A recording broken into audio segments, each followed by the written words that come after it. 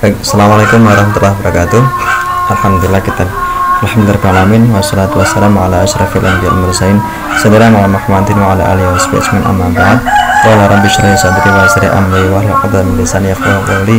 Raditu billahi rabban wa bil islami dinan wa bi Muhammadin sallallahu alaihi wasallam nabiyya wa rasulah. Rabbi zidni ilma warzuqni fahman nafi'an. Alhamdulillah, kita bisa melanjutkan materi pertemuan selanjutnya ya. Ini adalah sesi yang ke-6. Hari ini kita akan membahas tentang khutbah. Kalau yang sesi sebelumnya, sesi ke-4 dan ke-5 membahas tentang kurban dan akikah, ini membahas tentang khutbah. Baik.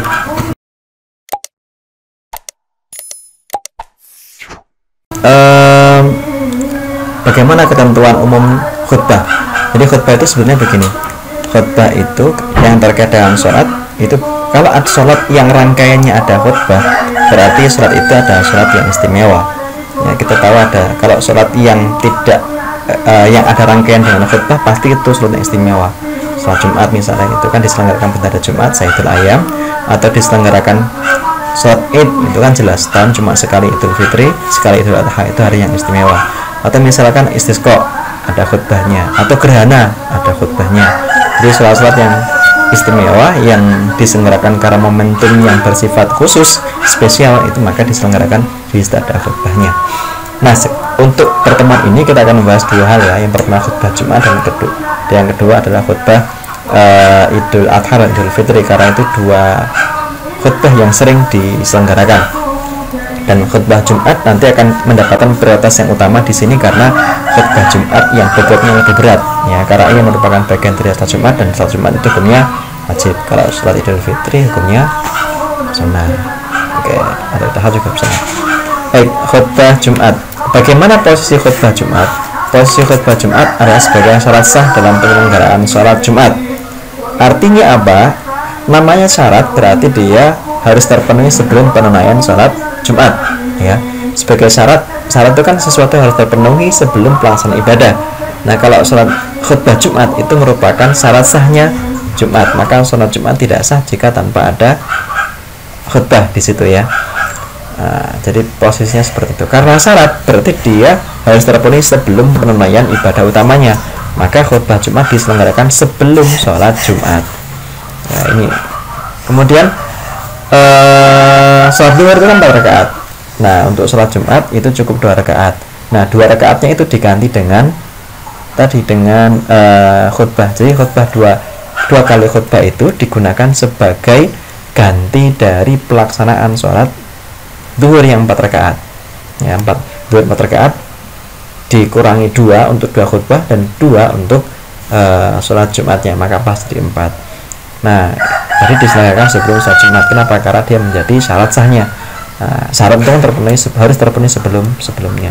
Ini ada 2 khutbah Jumat, kemudian khatib berdiri ya, kemudian dan duduk di antara keduanya. Nanti, nah posisinya karena sebagai pengganti sholat 2 rakaat sholat duhur nanti, maka sholat Jumat itu ya, khutbah Jumat itu harus memenuhi beberapa syarat yang mirip dengan ketentuan sholat. Oke. Kemudian bagaimana dengan khutbah Id? Khutbah Id yang pertama hukumnya adalah sunnah ya. Hukumnya dengan sunnah. Artinya kalau sholat Id diselenggarakan tanpa ada khutbah, maka tetap hukumnya sah.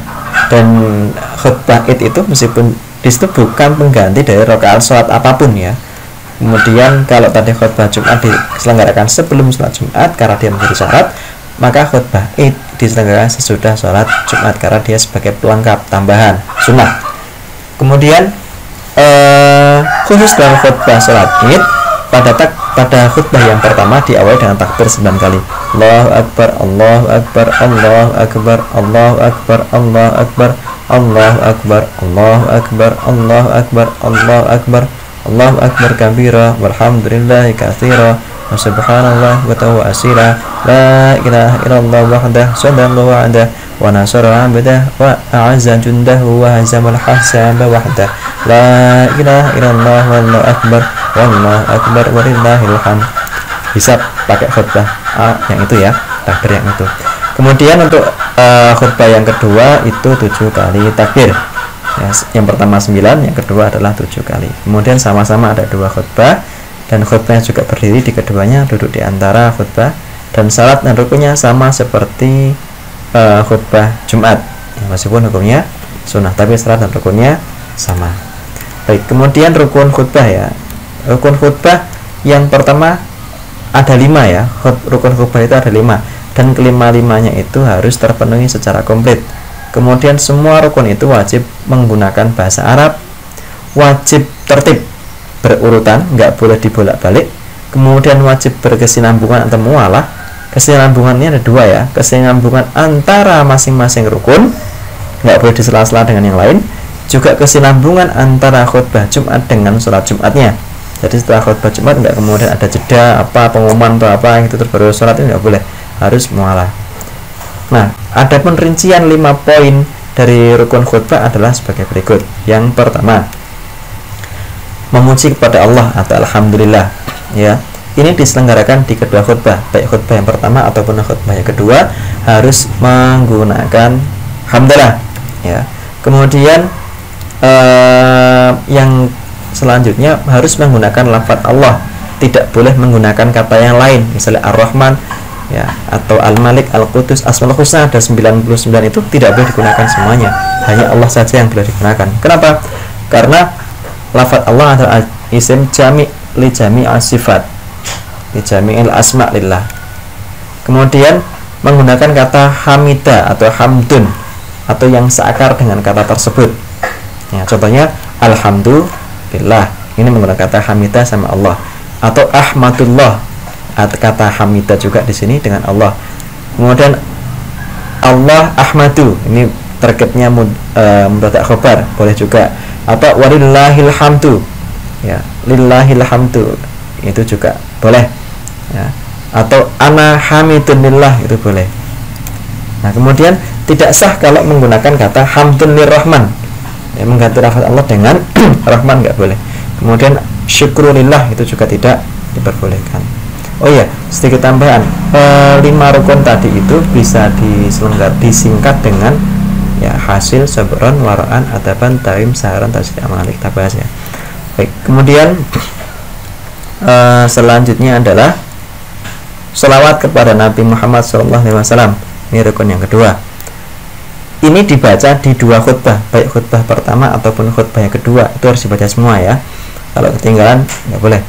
Kemudian harus menggunakan kata as-sholatu atau kata yang diderivasi dari kata tersebut.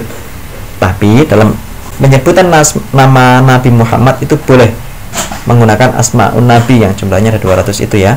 Misalkan Ar-Rasul, Ahmad, An-Nabi, Al-Bashir, An-Nadir, dan seterusnya, ada 200 nama Nabi Muhammad tadi itu.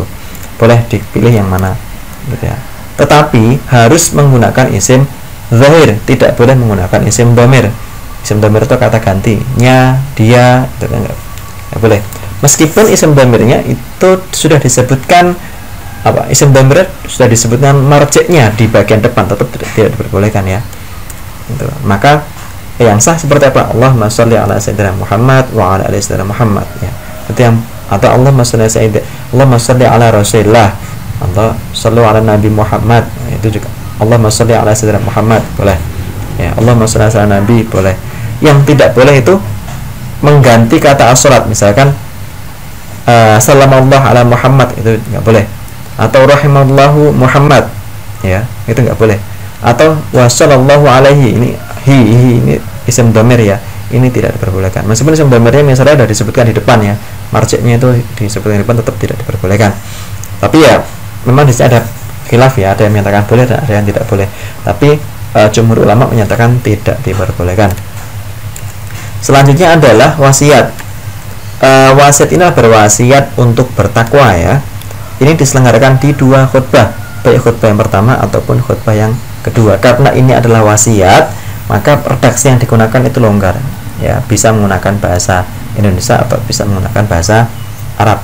Lebih utama menggunakan bahasa Arab. Misalnya ittaqullaha haqqa tuqatih wa la tamutunna illa wa antum muslimun, itu kan ya.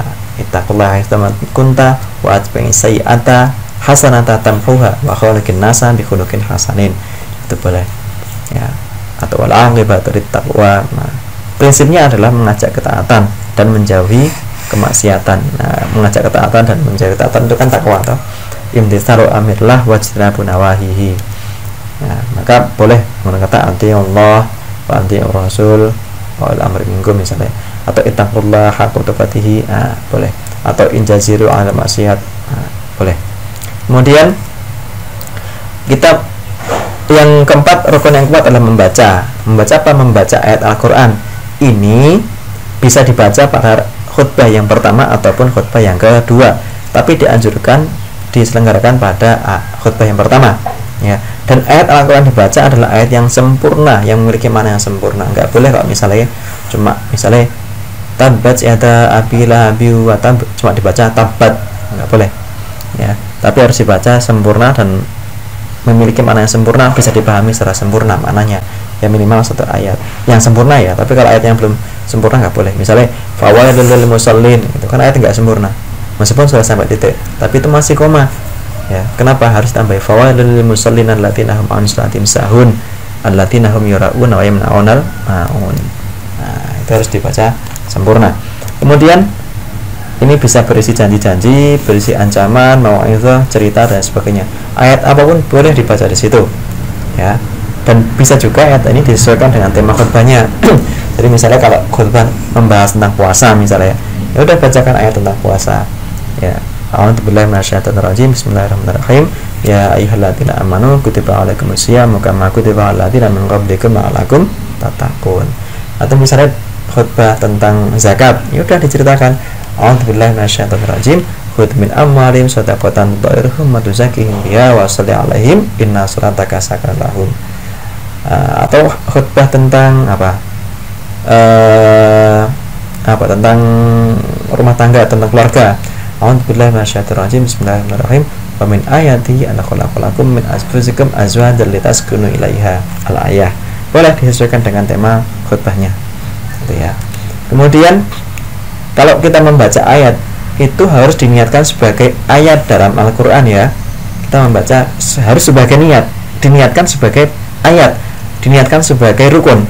Misalnya, jadi kalau misalnya kita lagi menjelaskan materi, misalnya pas saya khutbah menjelaskan materi tentang zakat misalnya, kita menyebutkan ayat khudh min amwalihim shadaqatan tutahhiruhum, itu niat kita harus ditegaskan sebagai bagian dari rukun, bukan hanya sebagai dalil bagi wajibnya zakat misalnya, nggak bisa.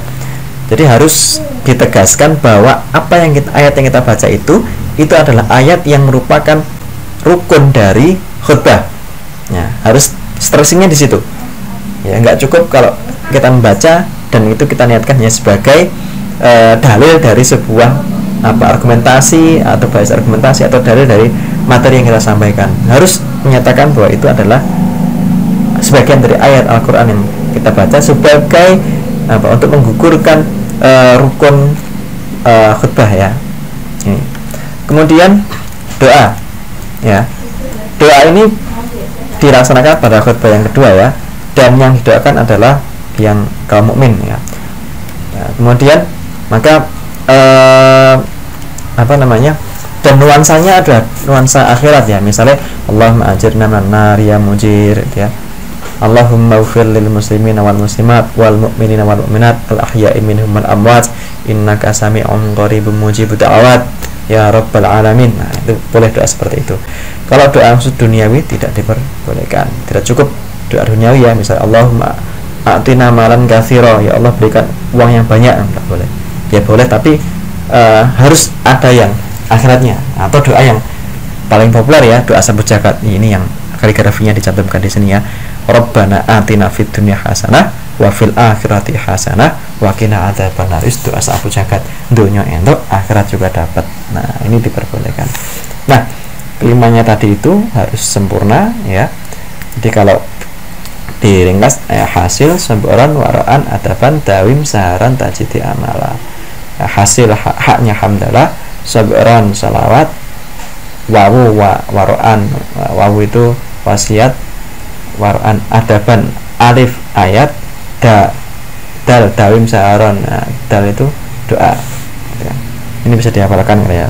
Hasil semboran waroan adaban dawim saharan tajidi amala ya. hasil sabron waroan adaban tawim saharan tajidi amala. Oke. Lanjut, syarat khutbah.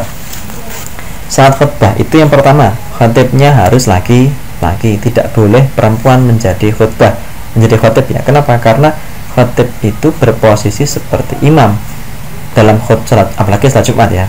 Bahkan yang sunnah pun juga tidak diperbolehkan perempuan untuk menjadi khatib ya. Misalnya salat Id ya, khatibnya perempuan ya tidak diperbolehkan. Kenapa? Karena perempuan tidak bisa menempati posisi sebagai imam. Kemudian yang kedua, khutbah tadi harus diperdengarkan kepada jamaah yang ahli Jumu'ah, baik secara fi'li ataupun secara hukmi, meskipun makmum tidak harus paham ya. Diperdengarkan kepada jamaah ahli Jumu'ah. Jadi kalau di kalangan mazhab Syafi'i ahli Jumu'ah itu kan ada 40 orang, maka 40 orang tadi itu ya diupayakan harus mendengar semuanya ya, baik secara fi'li, ada tapi perdebatannya antara fi'li atau hukmi. Fi'li itu begini, bahwa 40 orang itu harus benar-benar mendengarkan khutbahnya, bisa mendengarkan khutbahnya, itu namanya fi'li. Kalau saja nggak mendengar maka nggak sah, ini kalau fi'li. Tapi ada yang menyatakan boleh secara hukmi. Secara hukum itu bagaimana? Ya pokoknya si khatib itu berteriak menyampaikan khutbahnya dengan suara yang lantang, yang sekiranya itu 40 orang tadi itu dengar ya, sekiranya ya. Jadi kalau misalkan di situ ada hujan deras gitu kan, atau ada gangguan noise apa gitu kan yang membuat jamaah tidak mendengarkan, itu sekiranya noise tadi nggak ada, sekiranya hujan deras nggak ada, itu 40 orang tadi mendengar, itu namanya hukmi ya. Maka ini sudah dianggap cukup ya. Dan makmum tidak harus paham apa yang disampaikan ya, tidak harus paham. Kalau paham lebih bagus lagi itu ya. Kemudian dilaksanakan di area Jumatan meskipun makmumnya ada di luar. Jadi khotibnya ketika khutbah itu menyampaikan informasi berada di sekitar tempat itu ya, bisa di mimbar atau di pengimaman, pokoknya di sekitar tempat Jumatan itu, nggak boleh di luar ya. Dan khotib harus suci dari hadas ya, harus suci dari hadas, entah hadas besar ataupun hadas kecil ya. Kenapa? Karena khutbah Jumat ini ya, ini Jumat ya, khutbah Jumat itu merupakan pengganti dari dua rakaat salat zuhur. Maka statusnya sama seperti ini ya, sama seperti salat ya, dia harus suci. Kalau misalkan dia batal gimana Pak? Kalau dia batal di tengah-tengah, maka dia bisa turun kemudian segera digantikan oleh orang lain. Ketika menggantikan itu, dia langsung melanjutkan khutbah materi selanjutnya, langsung melanjutkan rukun khutbah selanjutnya, dengan catatan di situ tidak ada jeda. Kalau ada jeda ya, kalau misalnya ada jeda ya berarti harus diulangi lagi gitu ya, diulangi dari awal. Atau misalnya dia batal kemudian dia turun wudu kembali lagi boleh, tapi harus diulangi lagi khutbahnya gitu ya. Sama seperti sholat Anda dapat Fatihah 1 rakaat gitu kan, kemudian udah rukuk sujud berdiri lagi batal ya, berarti ya wudu kemudian mengulangi lagi dari awal. Begitu juga dari khutbah, kalau batal maka diulangi dari awal jika khutibnya masih yang itu. Tapi kalau khutibnya itu diganti dengan orang lain, maka bisa langsung dilanjutkan dengan catatan harus segera. Sama seperti imam, kalau imamnya batal boleh imam mundur, kemudian orang yang di belakang imam langsung maju menggantikan dan meneruskan rakaatnya. Sama seperti itu ketika khutibnya batal. Kemudian suci juga dari najis ya, apapun jenis najisnya ya, harus suci dari najis gitu ya. Kenapa? Karena status khutbah sama seperti status rakaat dalam sholat gitu. Kemudian khutib juga harus menutup aurat ya, sama ya. 3 poin ini, nomor 4, 5, dan 6 ini merupakan ketentuan dalam sholat. Kemudian yang ketujuh, harus berdiri ya, tapi ya boleh duduk atau tidur jika tidak memungkinkan untuk berdiri atau duduk. Tidak memungkinkan untuk berdiri, nggak kuat ya, boleh sambil duduk. Nggak kuat sambil duduk, boleh sambil tidur. Meskipun di sekitar itu ada orang lain yang juga bisa khutbah dengan berdiri ya, boleh juga, tetap dia yang berkhutbah. Misalnya karena beliau adalah ulama yang paling sepuh itu kan, sehingga kita minta untuk khutbah di situ, meskipun sambil duduk boleh gitu kan. Tapi yang lebih utama yang berdiri gitu ya, lebih utama berdiri, meskipun itu yang lebih mudah misalnya khutibnya. Selanjutnya duduk di antara 2 khutbah ya. Nah, duduk di antara 2 khutbah ini sebagai jeda sebagai pemisah di antara khutbah yang pertama dan kedua, sebagai medium untuk memisahkan antara khutbah yang pertama dan khutbah yang kedua. Kalau di situ nggak ada duduk di antara dua khutbah kan ya secara lain itu jadi satu khutbah ya. Terus duduknya itu bisa menggunakan kursi atau duduk di lantai, itu sama aja, nggak masalah, tapi idealnya di kursi. Kemudian batas minimal duduk itu seperti apa? Batas minimal duduk itu adalah tumak ninah ya, kayak misalnya rukuk, kita peralihan rukun dalam sholat itu kan habis berdiri kemudian rukuk, itu kan ada tumak ninah di situ. Tumak ninah itu ya minimal apa, as-sukun ba'dal harakah, diam setelah gerakan, itu namanya tumak ninah. Duduk terus berdiri lagi, itu sudah cukup, itu tumak ninah ya. Yang bagus ya membaca subhanallah, cukup duduk itu cukup digunakan untuk membaca subhanallah, duduk terus subhanallah alhamdulillah wala ilaha illallah akbar. Nah, udah cukup kan, langsung berdiri. Lebih sempurnanya lagi, duduk itu sepanjang waktu yang sekiranya bisa digunakan untuk membaca surat Al-Ikhlas. Duduk, kemudian baca Al-Ikhlas. Bismillahirrahmanirrahim. Qul huwallahu ahad, Allahus samad, lam yalid wa lam yulad, lam yakul lahu kufuwan ahad. Nah, baru berdiri. Ya kurang lebih 2 menitan lah, udah cukup. Gitu ya. Itu bagus. Selanjutnya mualah, atau mualah itu apa ya? Berkesinambungan di antara rukun. Jadi antara tadi kan ada 5 rukun nih, antara hamdalah dengan sholawat itu harus langsung, nggak boleh disela-selai dengan yang lainnya ya. Hamdalah itu cerita kemana-mana terus baru sholawat gitu kan.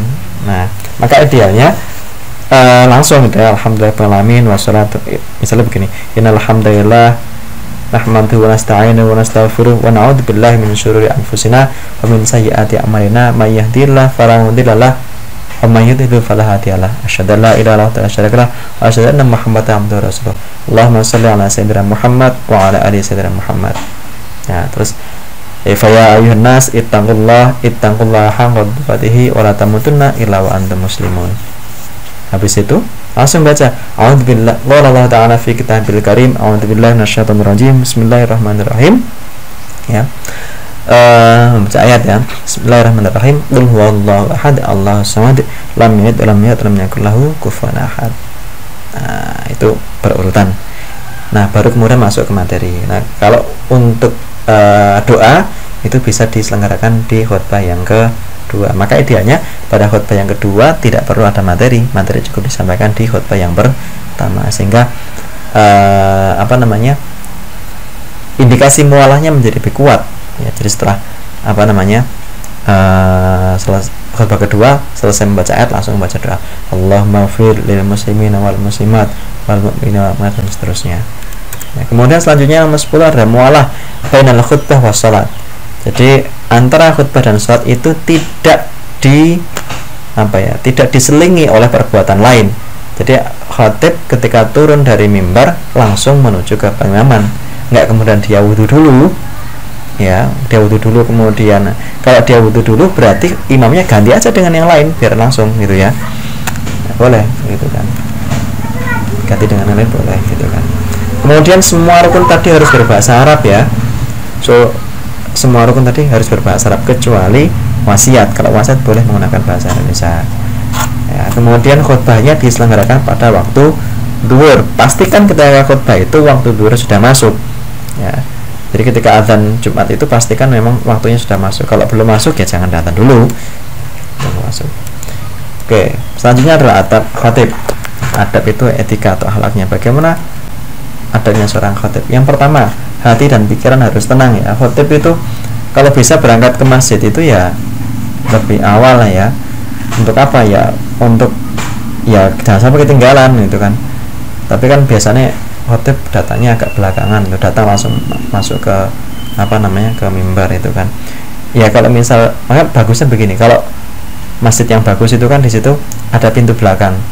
Jadi pintu belakang itu adalah pintu yang bisa digunakan bagi khatib untuk bisa masuk, meskipun dia datang agak belakangan, jadi dia bisa masuk lewat pintu belakang. Pintu belakang itu pintu yang di sebelahnya pengimaman itu ya. Dari luar masjid bisa masuk ke situ. Jadi tanpa melangkahi orang-orang yang sudah duduk. Ya, kalau datang di belakang terus dia posisinya masjidnya ramai gede itu kan, kalau dia masuk ke depan kan kasihan itu melompati banyak orang yang sudah duduk di beberapa saf itu. Maka ya bagusnya dia datang lebih awal, atau kalau pun datang dia agak akhir, jangan terlalu akhir banget, dan coba jika memungkinkan di situ masuk lewat pintu yang berada di sebelah pengimaman itu ya. Gitu. Kemudian hati dan pikirannya harus tenang.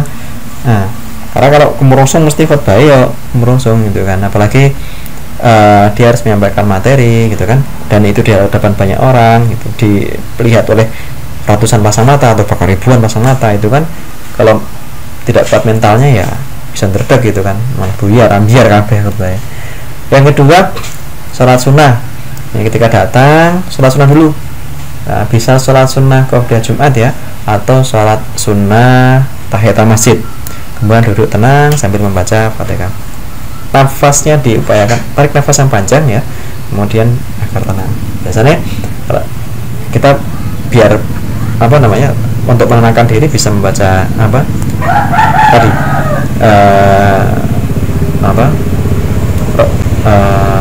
bisa membaca Fatihah ya, kepada membaca Fatihah dikirimkan kepada Nabi Musa alaihissalam atau Nabi Harun alaihissalam, itu biasanya seperti itu. Kemudian bisa juga membaca agar lebih tenang ya, bisa membaca Rabbi shrah li sadri wa yassir li amri wahlul 'uqdatam min lisani yafqahu qawli. Doa itu bisa dibaca. Kemudian pede ya. Kenapa? Karena materi yang disampaikan itu materi yang baik. Kemudian khusyuk dan ingat kepada Allah bahwa apa yang dilakukan itu adalah bagian dari ibadah. Ingat, keabsahan sholat Jumat itu tergantung di pundak khotib. Ya, kalau khotibnya sembrono dan batal, Jumatnya ambiar kabeh gitu kan.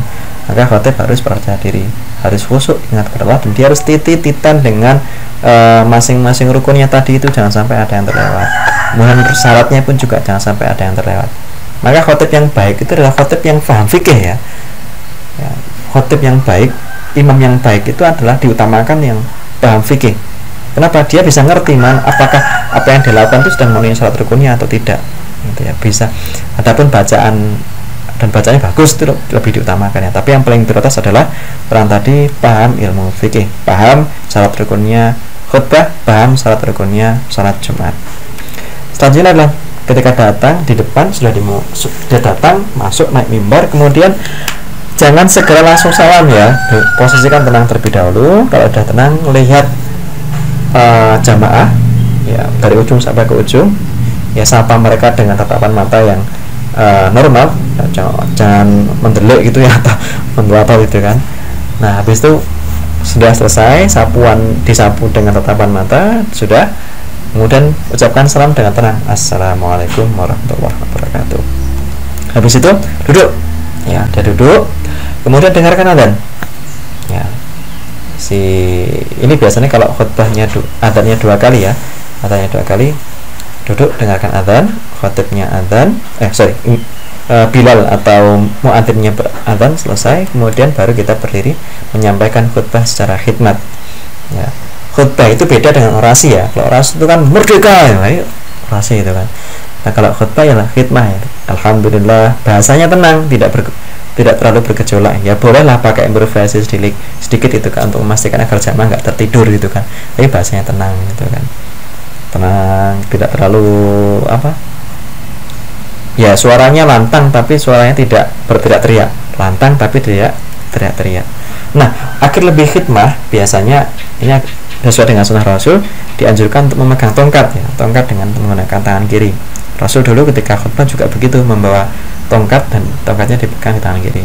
Untuk apa? Ya, ini sebagai bagian mu'tamad ya, tempat untuk bersandar, berpegang gitu kan, sehingga kita bisa lebih khidmat ya, tangannya nggak kemana-mana gitu kan, nggak kayak orasi gitu kan tangannya ini ya.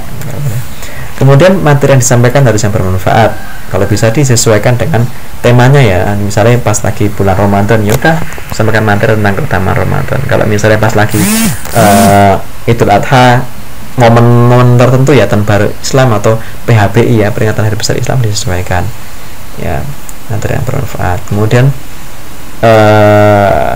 diupayakan materinya itu luas ya, jangan sampai materi yang kalau saya sendiri misalnya kata khutbah ya, seringkali menggunakan materi dalam hal fikih ya, karena meskipun karena materi fikih itu sebetulnya materi yang penting, tetapi itu jarang sekali disinggung oleh para khatib ya, sehingga saya memang kalau khutbah sering kali berbicara tentang fikih. Misalnya kalau Ramadan ya saya berbicara tentang syarat rukunnya puasa gitu kan. Ketika selesai Ramadan ya saya akan berbicara tentang bagaimana cara mengkodok puasa yang tertinggal di bulan kemarin, seperti itu.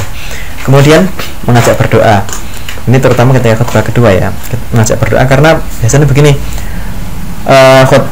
jamaah itu kan kadang ada yang bisa yang mendengarkan khutbah dengan seksama, ada juga yang enggak ya, meskipun khatib sudah memperingatkan di depan ya, ansitu wasma'u wa ati'u rahimakumullah, ansitu wasma'u wa ati'u rahimakumullah, oke, tapi namanya juga jamaah kan ya biasanya pas lagi sholat Jumat itu adalah waktu yang tepat untuk tidur sama.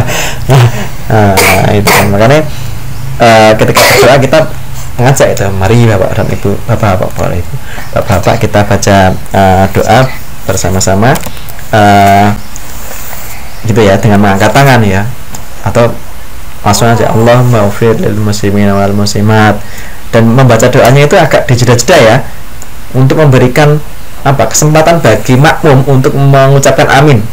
Nah kalau udah baca amin bareng-bareng itu kan orang yang tidur, yang ngantuk itu kan kebangun semua. Allahumma ufir, amin, lil muslimin wal muslimat, amin, wal mu'minin wal mu'minat, amin. Itu kan jadi suaranya bergemuruh, dan itu bisa membangunkan orang yang ngantuk itu. Nah itu penting ya. Nah, mereka biar tahu gitu, udah khutbah kedua mau selesai gitu kan. Yang ngantuk-ngantuk itu biar, yang tidur itu biar bangun wudhu dulu gitu kan, biar seger. Nah sampai sholat sambil ngantuk, malah nyertu-nyertu kan jadi. Selanjutnya adalah ketika sudah selesai jangan segera langsung turun ya, tunggu muadzin berdiri iqomat baru dia kemudian turun ya. Kalau turun langsung jadi imam ya, idealnya khotib itu sekaligus imam ya, khotib sekaligus imam, ini yang paling bagus. Tapi kalau di situ memang ada yang lebih sepuh yang beliau biasa berperan sebagai imam ya, bolehlah diajukan sebagai imam. Tapi yang lebih ideal khotib sekaligus imam. Kemudian ketika menjadi imam, ketika mau takbir pastikan makmum sudah siap. Jadi jangan kemudian turun langsung Allahu Akbar, jangan. Tapi pastikan jamaah sudah dalam kondisi siap, sudah berdiri semua, sudah nggak ada yang rame, posisi soft sudah lurus semua dan sudah rapat, baru dimulai. Makanya di imam itu ya idealnya dia mengatur soft terlebih dahulu, kemudian dia sawu sufufakum fa in tasmiyata sufuf min tamami shalah, atau soft diluruskan dan dirapatkan. Nah, kasih peringatan yang bawa HP silakan dimatikan HP-nya, bukan orangnya. Nah habis itu kemudian kalau sudah siap semua baru si imam memulai takbir sholli fardhu jumati ya, rakaat ini mustaqbil kiblat adaan imaman lillahi ta'ala ya. Sholat Jumat itu wajib dalam keadaan jamaah ya. Sholat Jumat kalau sendirian ya, munfarid nggak jamaah, itu tidak sah ya. Hukum sholat jamaah bagi sholat Jumat itu wajib, maka imam wajib berniat menjadi imam ya. Imam dalam sholat Jumat wajib berniat sebagai imam. Sholli fardhu jumati rakaataini mustaqbil qiblati adaan imaman fadlillah ya, dia harus menyebutkan imaman. Kenapa? Karena ya wajib ya. Kalau enggak, kalau dia tidak menyebutkan sebagai imam, maka di situ ya nggak sah gitu kan. Oke. Kemudian dia membaca Fatihah lengkap ya, dengan basmalahnya dibaca jahar ya. Kemudian membaca surat lain dengan tartil, membaca surat yang pendek-pendek aja, jangan panjang-panjang ya. Membaca surat yang pendek tapi selesai itu lebih sempurna, lebih baik daripada membaca ayat-ayat yang panjang tapi nggak khatam, tapi nggak selesai ayatnya. Misalnya baca Al-Fatihah Baqarah mau alif lam mim dari kali kita baribafi dari mutakin Allahu Akbar, yuk mending kulhu tapi rampung gitu kan. Atau biasanya kalau sholat Jumat itu membaca surat Al-Jumu'ah ya, meskipun agak panjang dikit lah, atau membaca surat Sabbihisma rabbikal a'la, itu yang biasa dibaca. Oke, baik, demikian dapat saya sampaikan. Kalau ada yang kurang jelas atau perlu didiskusikan lebih lanjut, silakan langsung aja, jangan sungkan untuk ketik di komentar ya, dan nanti bisa kita lanjutkan diskusinya di kolom komentar. Demikian yang dapat saya sampaikan. Jangan lupa klik subscribe untuk bisa mengikuti materi selanjutnya biar gak ketinggalan ya. Saya akhiri, kurang lebihnya mohon maaf. Allahumma fiq la aqmit tarik. Assalamualaikum warahmatullahi wabarakatuh.